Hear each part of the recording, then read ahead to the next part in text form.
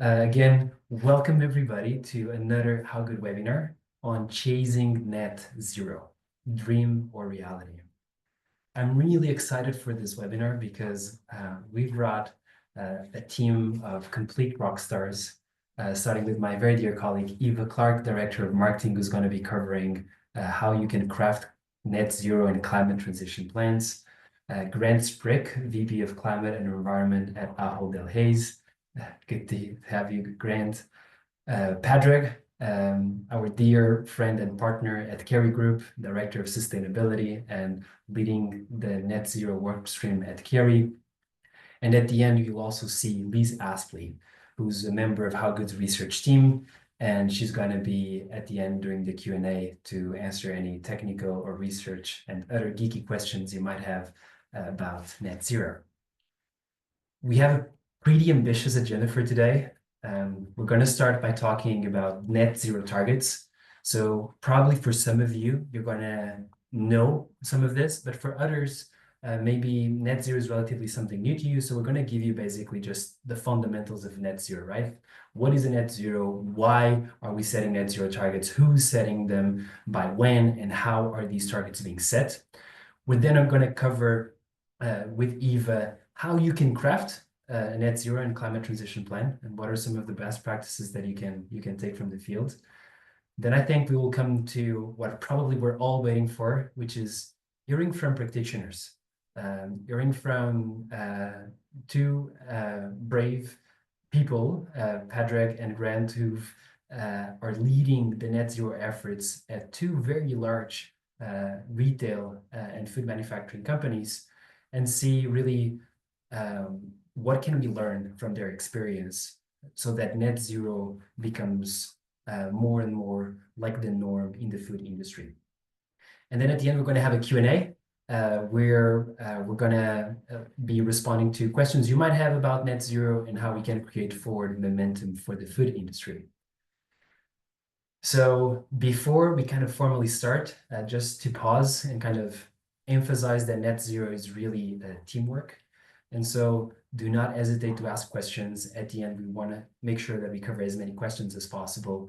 And so don't be shy. This is your space as much as it is ours. You should feel at home. So starting with the basics, right? What is a net zero target? Well, it's basically a commitment where we want to reach a state when the greenhouse gas emissions and removals of a particular subject in a particular moment in time are fully balanced. A subject can be a nation state, a region, a city, a company, a product. It can be an individual. And usually the time period is 1 year. And so a very easy way to think about this is, thinking about the bathtub. So if you think of the GHG emissions as the inflow, so companies generate GHG emissions by burning fossil fuels. Food companies particularly generate lots of emissions via land use change and via the agricultural production of the ingredients that they source. And as these greenhouse gases are released, they accumulate in the atmosphere. And this effect is counterbalanced by what we call removals. And one of the beautiful things about food and agricultural systems is that they have this capacity to sequester carbon dioxide from the atmosphere and store it in the plant biomass above and below ground, in dead organic matter, and in soil organic carbon. So we want to reduce GHG emissions as much as we can and increase our capacity to store permanently removals as much as we can.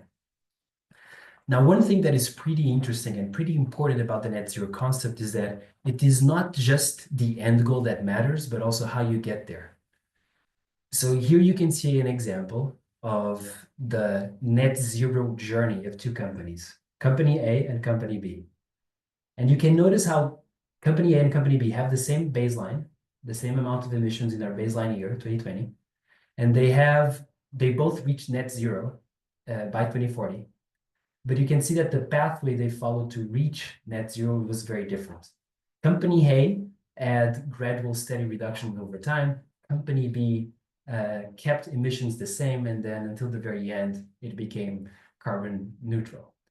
Now, not only is the trajectory of the company be very unlikely, but as you can see, the cumulative emissions, so basically the area below the curve for company A is almost 50% lower than it is for the company B.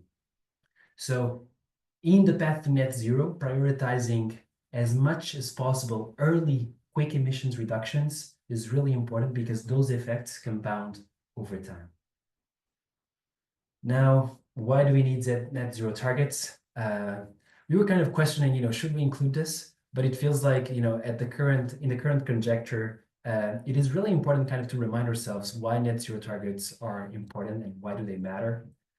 And we know that avoiding the worst effects of climate change and preserving our ability to support life as we know it requires limiting global warming versus pre-industrial levels. And right now, we know that countries through the Paris Agreement in 2015 committed to keep global warming to 1.5 degrees. Now, what you see on the left-hand side is an image from the Climate Action Tracker. And the Climate Action Tracker evaluates and monitors our progress towards this goal. And what are they saying? That based on current policies and the real-world action, we are on track to 2.7 degrees of global warming by 2100. So this means, of course, it is time for bold ambition. It is time for setting more and more net zero targets, but it's also time for increasing our capacity to materialize those ambitions. So who's doing this? Who's committing to net zero? And it might be more people and more companies and more organizations than you might think. So we have 142 countries with net zero targets, 193 regions, 280 cities, more than 1,000 companies. And together, these net zero targets cover 84% of the world's population, 78% of the world's GDP, and 76% of the world's GHG emissions. And so net zero targets are not a rarity. They are being used consistently. And what is the status of our collective progress? So this is from an initiative called Net Zero Tracker. And it's an initiative, open source, that tracks the progress of nations, regions, cities, and companies towards their net zero. So you can see that there are still very few companies, regions, cities, and nations that have achieved net zero, but already some did. And we have a long tail of companies that have committed to net zero targets and still some way to go with other companies, regions, and cities that haven't committed yet. So, okay, organizations, nation states are setting net zero targets. What does a good net zero target entail?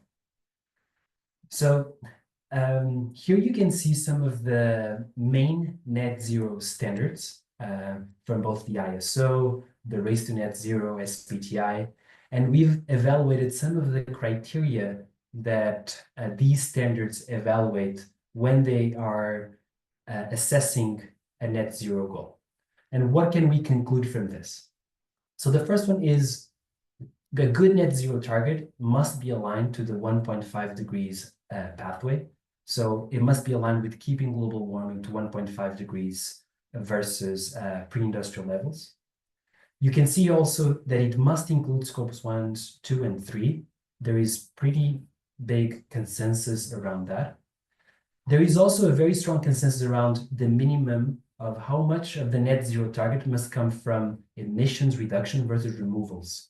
And so you can see both the ISO and the SBTI and a few others say that at least you must reduce emissions by 90% before you can use removals.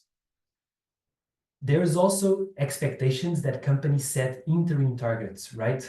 The net zero targets usually have a 2040, 2045, 2050 deadline. And as we saw before, getting quick emissions reductions is really important because those effects get compounded. And so these means that the companies that have net zero targets should set interim targets on the way to get there. There's also some wording on some standards around phasing out fossil fuels. There is wording on companies aligning their policy advocacy and lobbying to their net zero goals.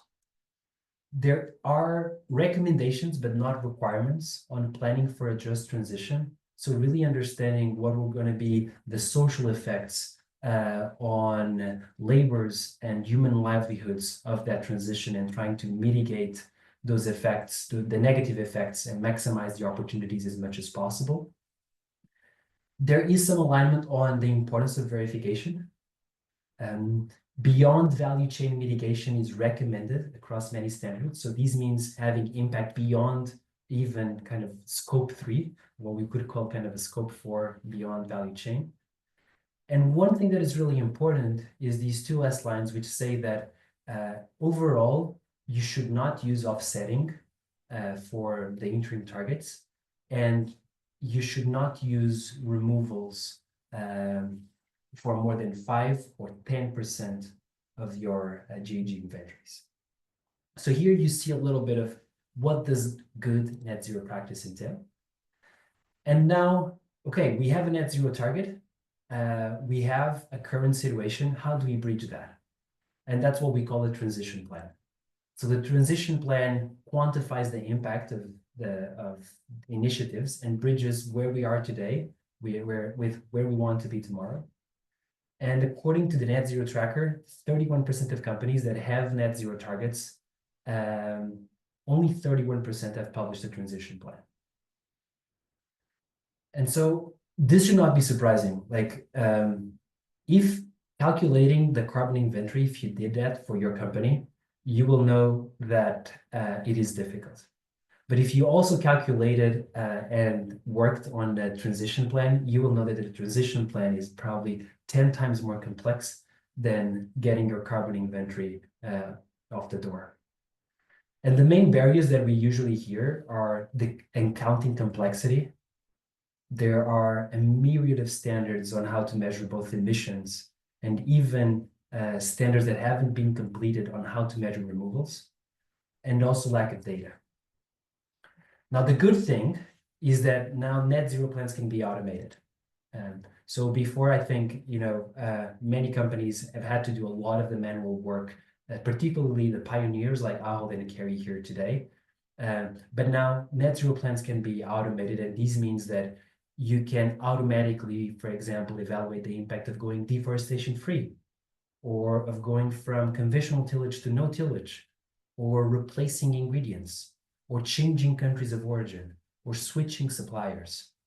So what was before a very manual and tedious work is now more automated than ever. Now you might ask, okay, how do we go about crafting this transition plan? So I'll pass on to my dear friend Eva. Hi all, thanks so much, Joao.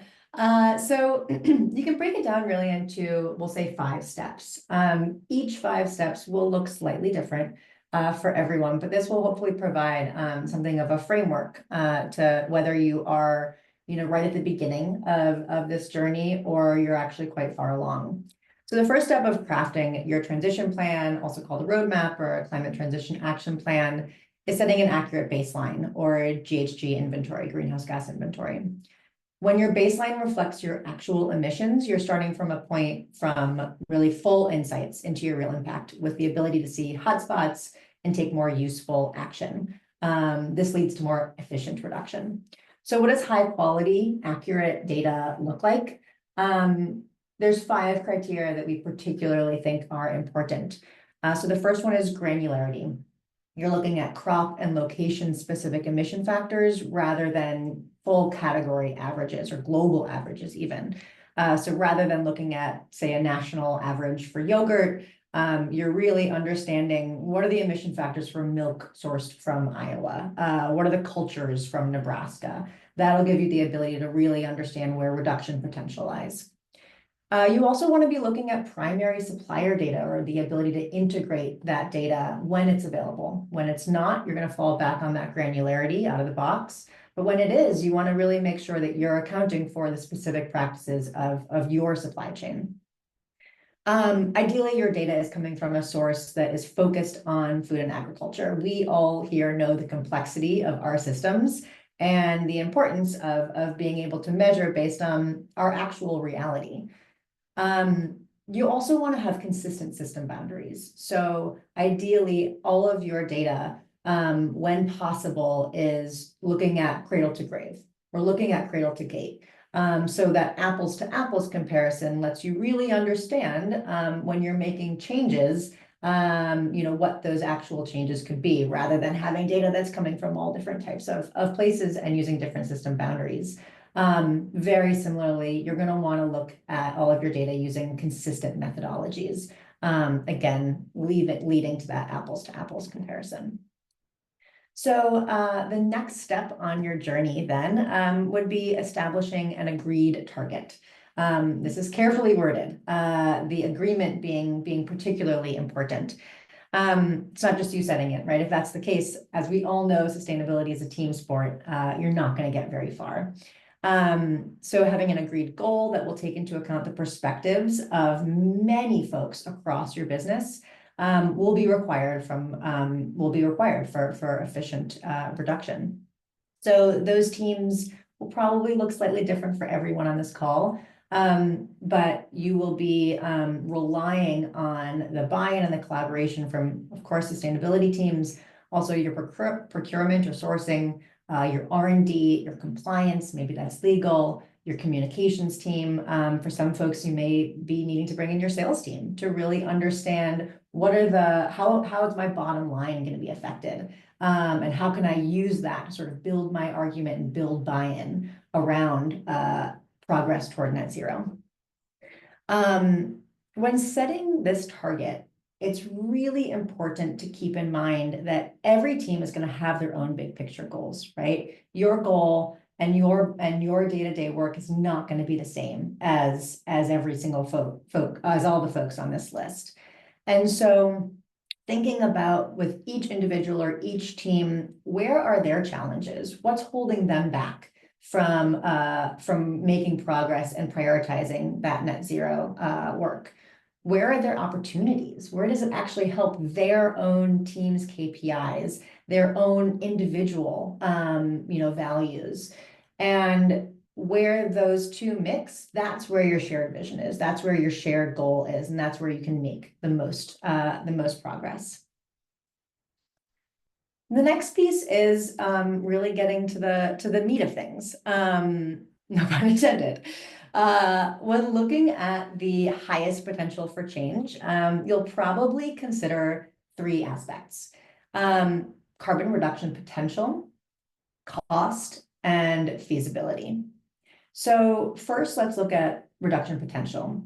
There's three aspects you can consider. The first is, where are your highest intensity ingredients or materials? So where are those emission factors the highest?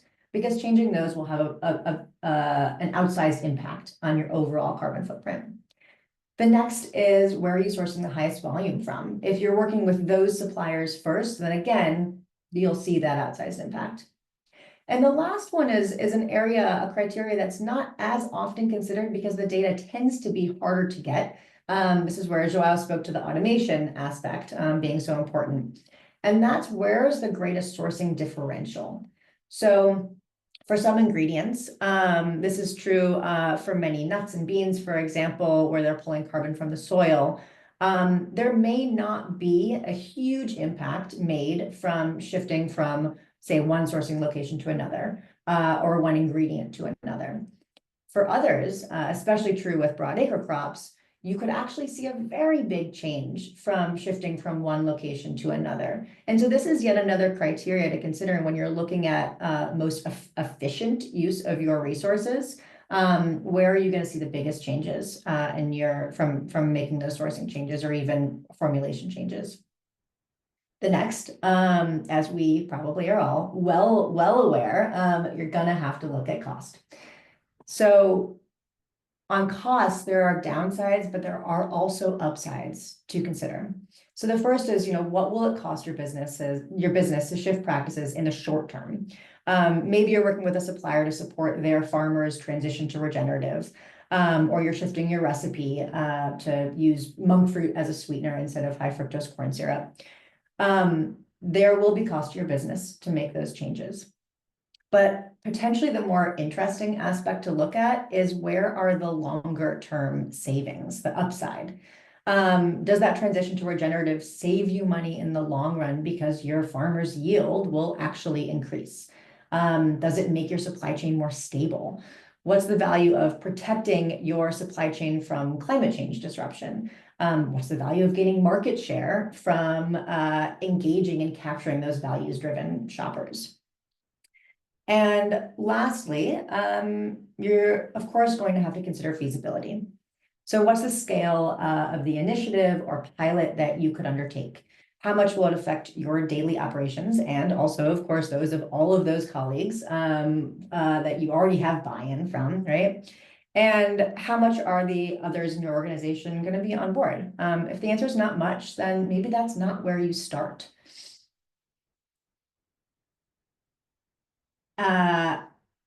On the note of collaboration, the next piece is going to be collaborating with suppliers, with your supply chain. This is where we really get to start making things happen.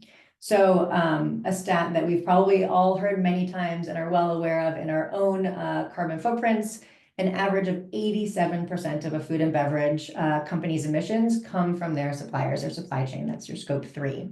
So collaboration on that level is 100% absolutely critical for really moving the needle on decarbonization. Supplier engagement happens on many levels. No matter what, the first question to ask is actually echoing the first question in this climate transition plan, which is, what is our actual starting point? What is our current accurate baseline? And ideally, this takes into account the on-farm practices, all of the initiatives that your suppliers or your suppliers' farmers have engaged on their own land. This is generally collected via survey.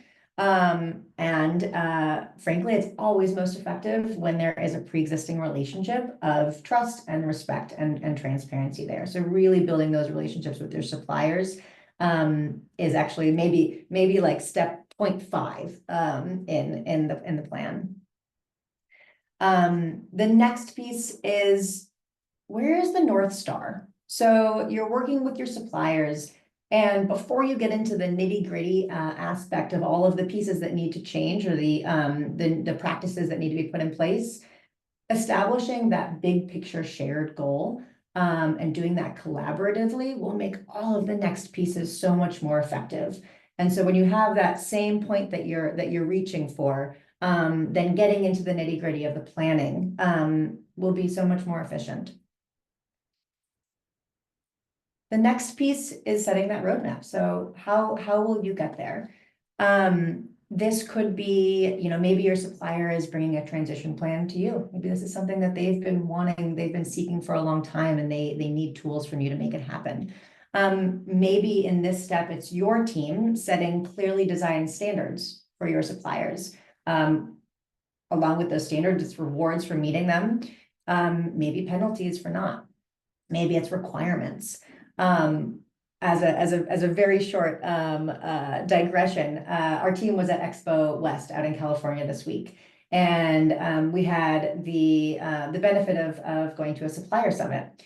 And one of the most disruptive things I heard, and I can't get it off my mind, was hearing from many of the suppliers who said, please make this a requirement. Make these standards a requirement for me so that I can bring that to my team and I can get full buy-in. Because this is something I want, and that's all I need to kind of take it to the next step. And then lastly, what's needed on both ends to make this happen? What are the tools? What are the resources? This is maybe financial support, maybe it's more communications oriented, maybe it's an in-person dinner. And lastly, reporting on that progress. So along the top line, you'll see science-based targets, CSRD, CDP. These are the external reporting bodies and voluntary frameworks. But along the bottom, again, that supply chain transparency is so critical. So reporting your progress to investors, keeping those internal teams aligned and on board with the progress that you're making. And then one of the pieces that can be forgotten is reporting back to your supply chain partners, making sure that they know the value of the initiatives that they've put in place, and how it is affecting your own business, and thanking them, frankly, for being part of that journey. So that wraps it up. And now I have the honor of handing it over back to Joao, who will engage Grant and Padraig on how they're actually really making this happen in real life. Joao, over to you. Thank you Oops. so much, Eva. And so right now we're going to be kind of bridging from kind of the theory and the fundamentals all the way to action. And I'm pretty excited because both Ahold and Kerry have been partners of Howard for a good amount of time. And these are companies that have been able to integrate sustainability, particularly net zero, in a way that is very cuts across many of the business functions. And so we're going to ask each of the speakers today, Patrick and Grant, starting with Patrick, how did your company commit? Why did your company commit to net zero, right? How did you make the case for something like this, for something this bold, especially back in the day? How did you kind of convince the board, the C-suite, to sign off on something like this? The second is, how are you approaching this challenge? Once you've made that commitment, how have you've been working and learning on it? And the last one is really, what lessons did you learn that might be useful for others? So that if you're here on the call and you are on the midst of setting a net zero target, or you've already set and you're kind of struggling how to get there, hopefully you'll be able to hear some of the learnings of others so that we can get some best practice going. So Patrick, on you go. Thank you, Joe, and hi everyone. So I think we're all here because probably we're aware of the impact that food and beverage has in terms of the contribution to climate change. 25% to a third of emissions linked to food and agriculture, the food system. But we also know that our industry is quite vulnerable to the impacts of climate change, and that was touched on in your presentation around, we're heading for 2.7 degrees of warming. I think if you look at some of the scenarios, we can see that we're probably one of the more vulnerable industries to the impacts of climate change. So, we know that in order to ensure the long-term resilience of our business, that's probably an area that we want to look at. How do we mitigate or adapt to the impacts of climate change? So before we set our current targets, we'd been working for some time on climate change. We started probably pre-2010 in terms of emissions reduction, and we'd had targets in place. And, over time, we'd been increasing the level of ambition. But I think, when we set our targets in 2020, we'd definitely been hearing the science was telling us that these targets weren't ambitious enough, weren't bold enough, and we needed to be doing more as an industry in order to address climate change as a whole. So I think as we looked to set those targets, we were looking at our broader sustainability strategy. Sustainable nutrition was where we had landed in terms of how we were going to integrate sustainability into the broader business strategy within Kerry. So, when we do that, we're thinking about how do we make products that are better for customers, better for consumers, and ultimately better for the planet. So climate change had to be a key consideration as we looked to set our goals. And so, we thought about, okay, well, what are the risks, but then what are the opportunities for us as we want to work with our customers in terms of the development of those better for consumer products. So I think when we looked at those areas, what the science was telling us, the global frameworks that were out there, the Paris Agreement, which was telling us we needed to cut emissions by 2030 and get to net zero by 2050. We looked at what our customers were doing. Lots of our customers and peers are setting targets around net zero ambition or significant reduction. So if we as a partner are there to support them, it's important for them to look at us and to understand that we're on that same journey and that we can help them to get to their goals. So I think they were some of the key areas that we thought about as we looked to set our goals. It was what's the science telling us? What does this mean for our business in terms of risk and opportunity? And then how do we demonstrate to stakeholders like customers, to our investors, to our employees and others that this is the right course of action? So I think it was the culmination of a lot of those things that helped us to identify science-based targets, but ultimately a net zero ambition as the right objective for the organization, and then to get the buy-in in terms of how we would deliver on that, both at executive level, but also through the board. Thank you, Patrick. And can you share a little bit, kind of, once you've set those commitments and once you've made the case, how you've kind of worked on materializing that ambition? How do you make a net zero target happen? And any lessons that you've learned along the way? Yeah, I think setting the target initially is probably the easier part of this process. But in terms of the implementation, the science-based targets was the route that we had gone. So we had set initially targets for scope 1 and 2 reductions and scope 3, and had those validated by SBTi. We had our interim targets to 2030, and then that longer term ambition to net zero before 2050. We've gone back and we've updated those targets over time as well. You know, initially we were well below 2 degrees for scope 1 and 2. That's changed to be 1.5 degree aligned. We've recently updated our scope 3 targets as well to align with the guidance that SBTi have issued on forest, land, and agriculture. And we've gone as far as submitting our net zero ambition now to SBTi as well for validation. So I think all of those are kind of pieces that have helped us take steps towards the net zero goal and the realization of it. The challenging piece, and what's been touched on here as well, is, you know, how do you take that inventory or the data that you have in terms of reporting and turn that into then your action plan to 2030 and beyond? So, you know, for scope 1 and 2, that's probably a little more straightforward because you have, you know, that control, and they're areas that we've been working on for some time, you know, the switch to cleaner fuels, energy efficiency. But now we're looking at things like, okay, are there opportunities for electrification or maybe renewable fuels within our operation for heat? The scope 3 obviously is the big challenge for everybody in our industry. We know that, you know, the bulk of the emissions lie upstream. So we're looking at, okay, well, where can we have our impact? And so responsible sourcing and procurement teams have done a huge amount of work to identify, as has been outlined, you know, where are the key impact areas, what are the drivers of those emissions, and then what are the interventions that we can tailor in specific regions. And, you know, we'll have devised and implemented programs in one region, but that's not necessarily a lift and shift to somewhere else. So you got to think about, you know, what are the elements of that program that can potentially, or the learnings that you can take and deploy them. Some of the areas will be similar, but again, you're going to have to look at what's the context in which you're implementing those programs.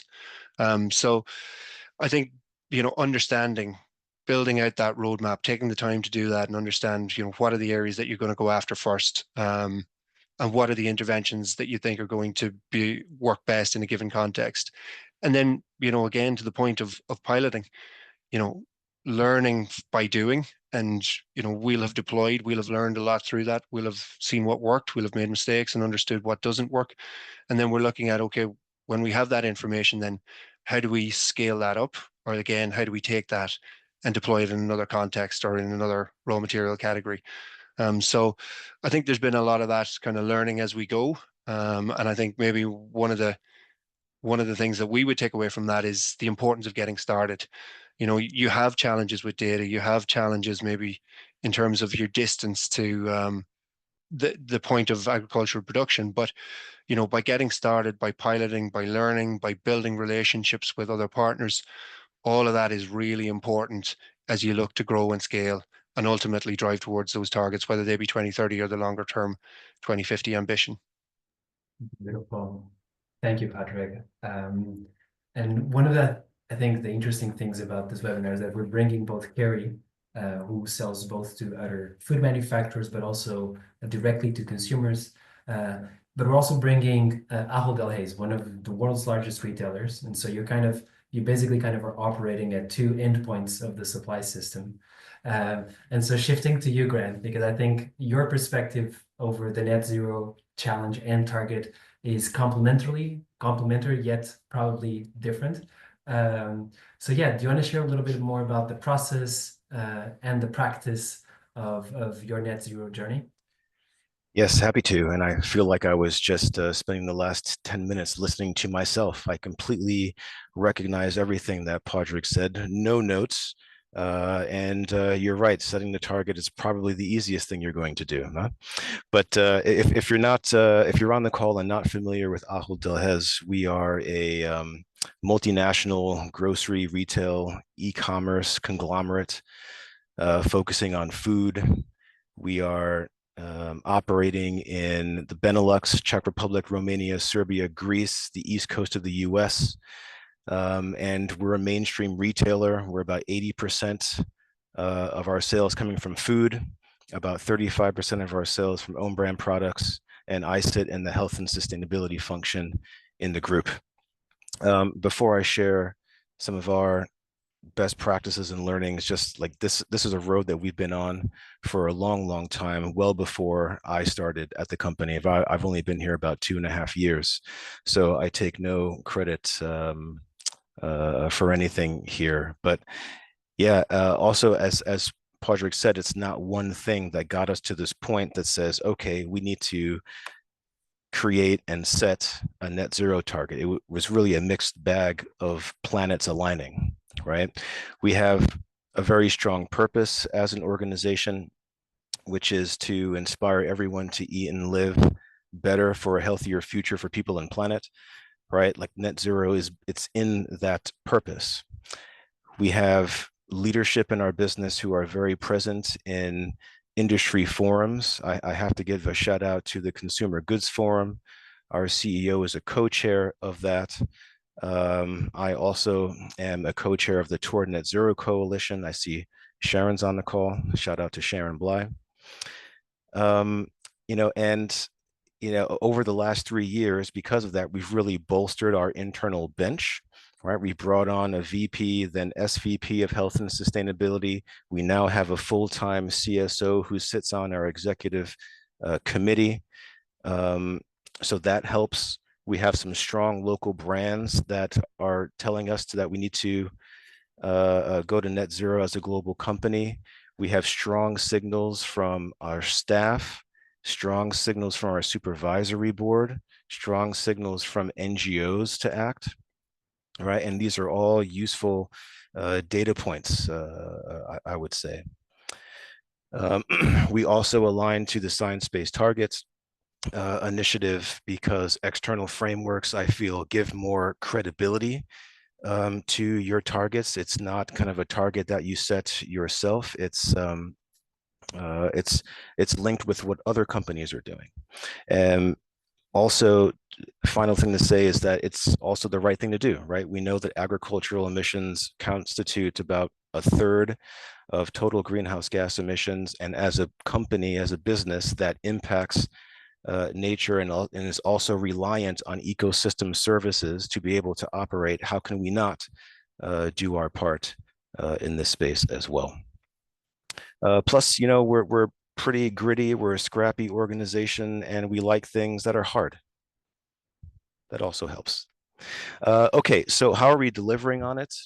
Maybe just to share some top 10 tips. What Eva said was totally right. This is a team sport, my friends. And if we're playing rugby, right, your health and sustainability teams are your backs and your finance team are your forwards, right? Like these guys will provide a level of rigor and business practice that you will need. So getting them on board, your business planning, your ESG reporting, your consolidation teams, these are key players on your team. The second thing, executive training, education, awareness, right? Our leaders, they're very good at buying things and arranging them in a way to entice you as a customer to buy them for a little bit more than what they paid for, right? They're not so great at talking about emission factors and rebaselining procedures. This is not their bag. Yeah, so you kind of have to bring this on a journey. I'm not saying that they have to be carbon experts, but it's a new way of thinking. It's a new way of working for them, and you have to take them on a journey as well. Role-based training is also important. Again, this is a team sport, and if your procurement functions or your HR functions or your legal functions don't know how they can help support this journey based on their roles in the organizations, well, that represents some work for you to do as well. Team engagements. We've been doing a lot of this where we have teams in our business that know that we have a target but don't know how they can add to it. So I go to their team meetings, we have a workshop and identify some things that, okay, this is what you can be doing. This is how I can help you share the best practice that you're working on. This is also really helpful.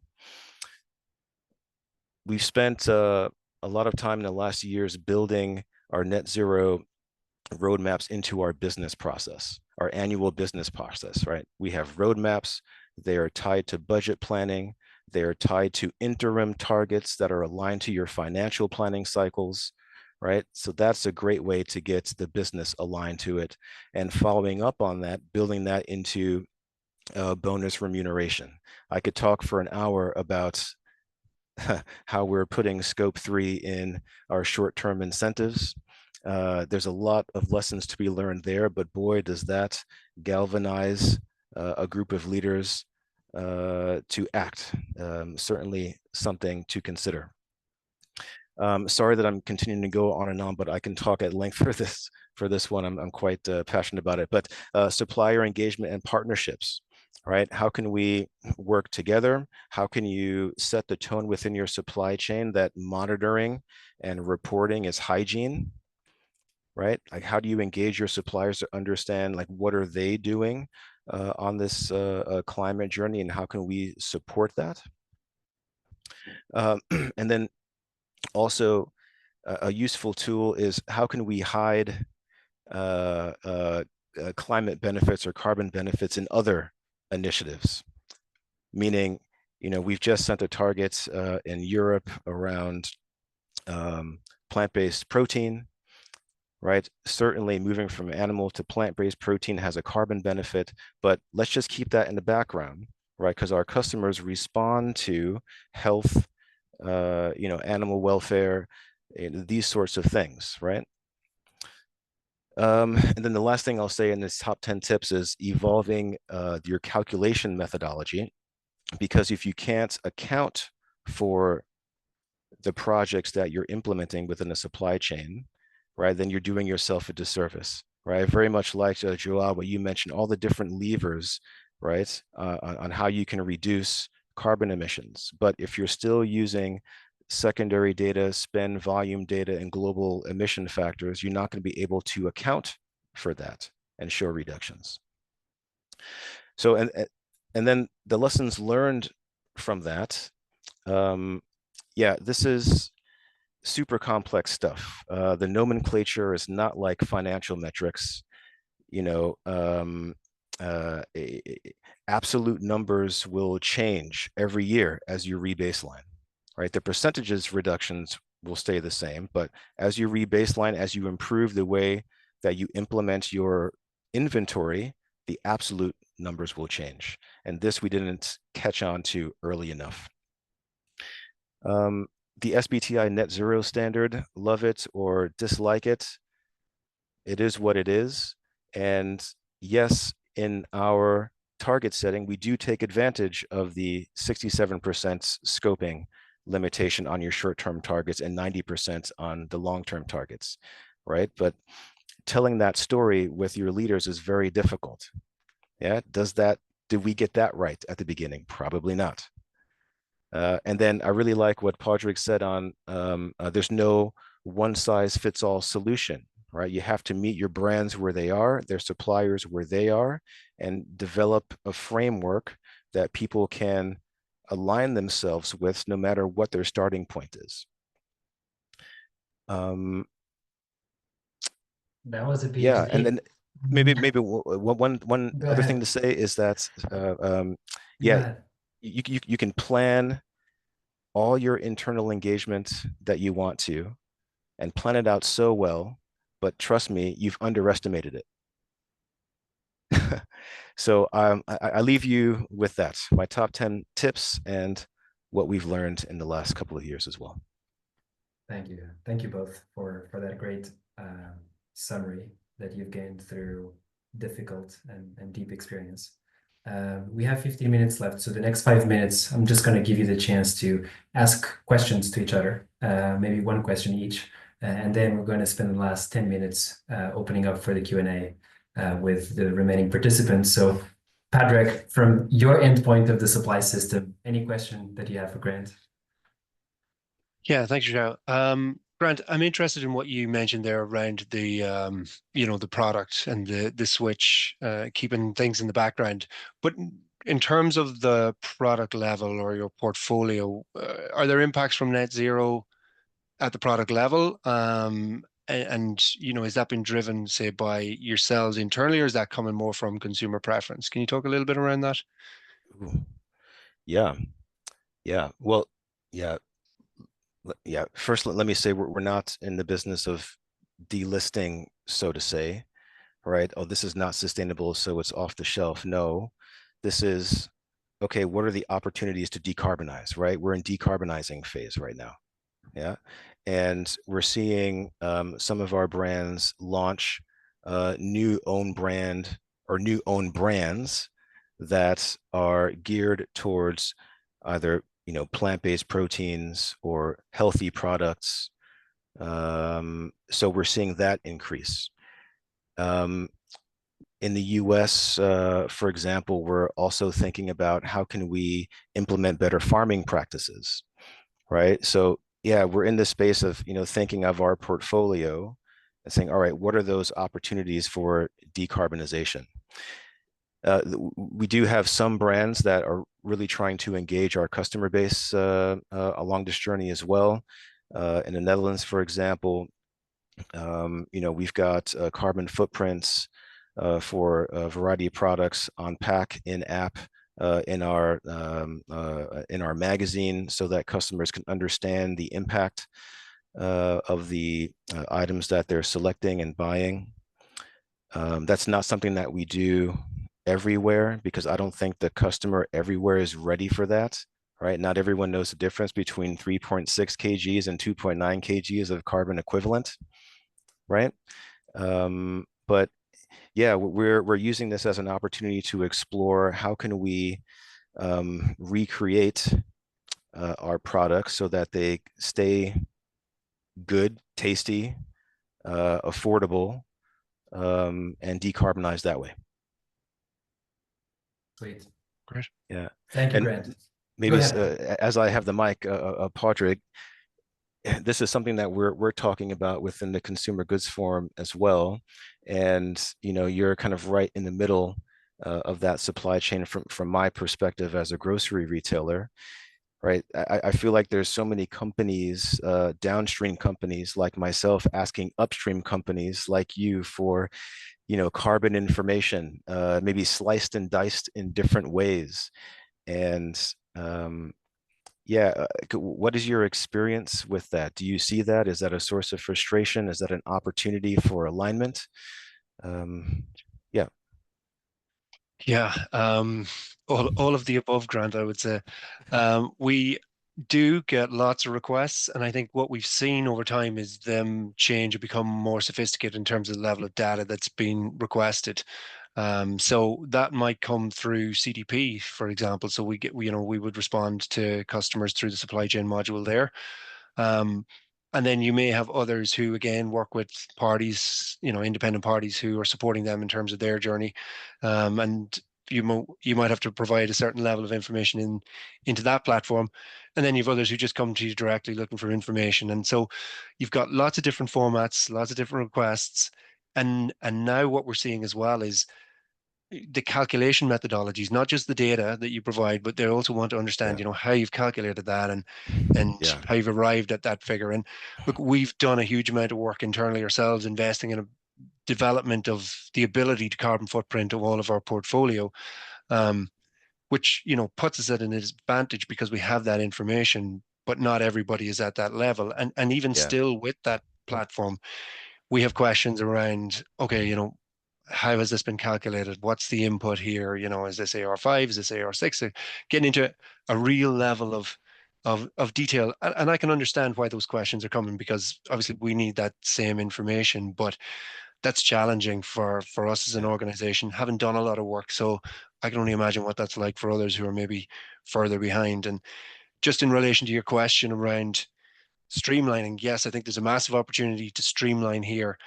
But I think what we need to be conscious of is that people are at different stages of maturity here. So how do you get something that is going to work for everybody? And I think that's probably the challenge. Something that people can come in, can initially give their data, but that can incrementally improve over time.